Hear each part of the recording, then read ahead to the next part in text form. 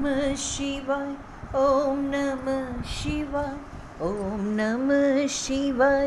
ओम नमः शिवाय। शिव पूजन की सर्वोत्तम विधि का वर्णन। ब्रह्मा जी कहते हैं, अब मैं पूजा की सर्वोत्तम विधि बता रहा हूँ जो समस्त अभिष्ट तथा सुखों को सुलभ कराने वाली है। देवताओं तथा ऋषियों, तुम ध्यान देकर सुनो। उपासक को चाहिए कि वह ब्रह्म मुहूर्त में शयन से उठकर जगदम्बा पार्वती सहित भगवान शिव का स्मरण करे तथा हाथ जोड़कर मस्तक झुकाकर भक्ति पूर्वक उनसे प्रार्थना करे। देवेश्वर उठिए उठिए, मेरे हृदय मंदिर में शयन करने वाले देवता उठिए। हे उमाकांत उठिए और ब्रह्मांड में सबका मंगल कीजिए। मैं धर्म को जानता हूँ किंतु मेरी उससे में प्रवृत्ति नहीं होती। मैं अधर्म को जानता हूँ परंतु मैं उससे दूर नहीं हो पाता। हे महादेव, आप मेरे हृदय में स्थित होकर मुझे जैसी प्रेरणा देते हैं वैसा ही मैं कर रही हूँ। इस प्रकार भक्तिपूर्वक कहकर और गुरुदेव की चरण पादुकाओं का स्मरण करके गांव से बाहर दक्षिण दिशा में मल मूत्र का त्याग करने के लिए जाए। मल त्याग करने के बाद मिट्टी और जल से धोने के द्वारा शरीर की शुद्धि करके दोनों हाथों और पैरों को धोकर दत्तवन करे। सूर्योदय होने से पहले ही दत्तवन करके मुंह को 16 बार जल की अंजलियों से धोए। देवताओं तथा ऋषियों षष्ठी, प्रतिपदा, अमावस्या और नवमी तिथियों को तथा रविवार के दिन शिव भक्त को यत्न पूर्वक दत्तवन का त्याग करना चाहिए। अवकाश के अनुसार नदी आदि में जाकर अथवा घर में ही भली भांति स्नान करे। मनुष्य को देश और काल के विरुद्ध स्नान नहीं करना चाहिए। रविवार, श्राद्ध, संक्रांति, ग्रहण, महादान, तीर्थ, उपवास दिवस अथवा अशौच प्राप्त होने पर मनुष्य गर्म जल से स्नान न करे। शिव भक्त मनुष्य तीर्थ आदि में प्रवाह के सम्मुख होकर स्नान करे।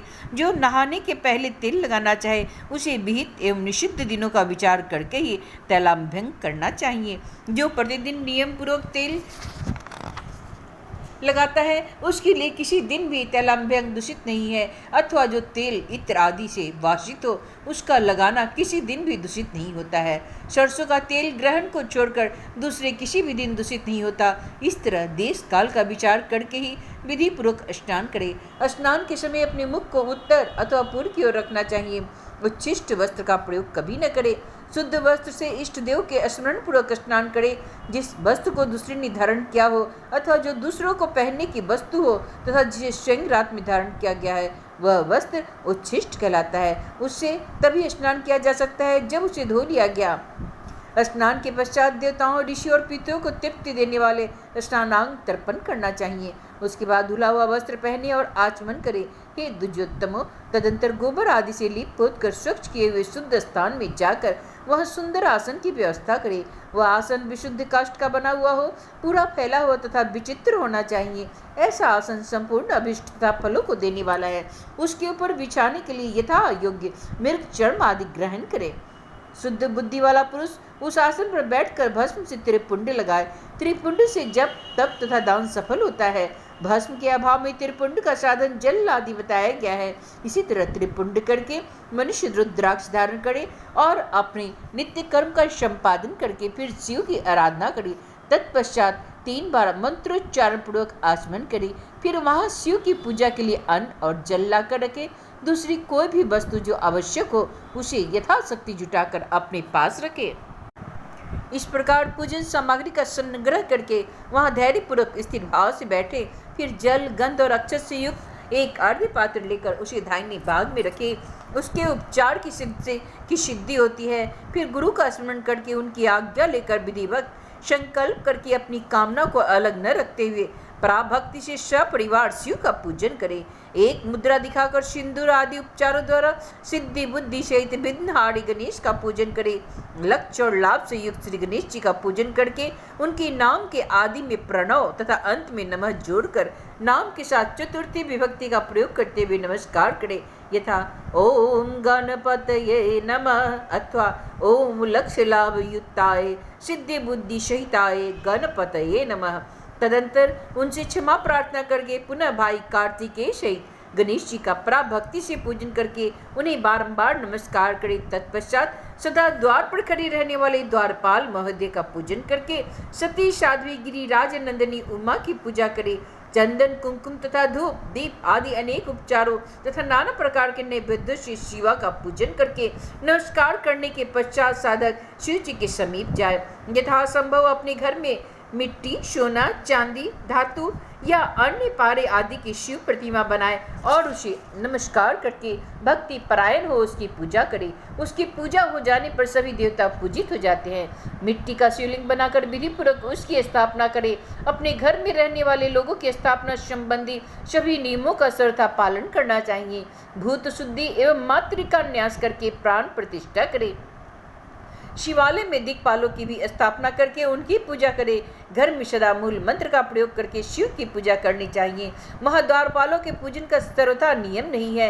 भगवान शिव के समीप ही अपने लिए आसन की व्यवस्था करे। उस समय उत्तराभिमुख होकर बैठकर फिर आचमन करे।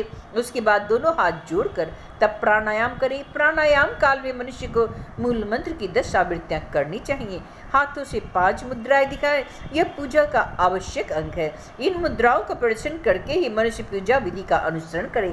तदंतर वह दीप निवेदन करके गुरु को नमस्कार करे और पदासन या भद्रासन बांध कर बैठे अथवा उत्तानासन या पड़ेकासन का आश्रय लेकर सुखपूर्वक बैठे और पुनः पूजन का प्रयोग करे। फिर अर्ध पात्र में उत्तम शिवलिंग का प्रक्षालन करे। मन को भगवान शिव से अन्यत्र न ले जाकर पूजा सामग्री को अपने पास रखकर निम्नांकित मंत्र समूह से महादेव जी का आवाहन करे। कैलास शिखरस्थम च पार्वतीपतिमुत्तमं यथोक्त रूपिणं शंभुं निर्गुणं गुणरूपिणं पंचवक्त्रं 10 भुजं त्रिनेत्रं वृषभध्वजं कर्पूरगौरं दिव्यांगं चंद्रमौलिं कपर्दिनं व्याघ्रचर्मोत्तरीयं च गच्चर्माम्बरां शुभं वासुक्यादि पडितांगं पीनाकायुधान्वितं सिद्धयो अष्टोय च यस्याग्रे नृत्यन्ति निरन्तरं जय जयति शब्द सेवितं भक्तपुञ्जकैः तेजसा दुःसहेनैव दुर्लक्ष्यं देवसेवितं शरण्यं शरसत्त्वानां प्रसन्नमुखपङ्कजं वेदे शास्त्रे यथा गीतं विष्णुब्रह्मनुतं सदा भक्तवत्सलमानन्दं शिवमावाहयम्।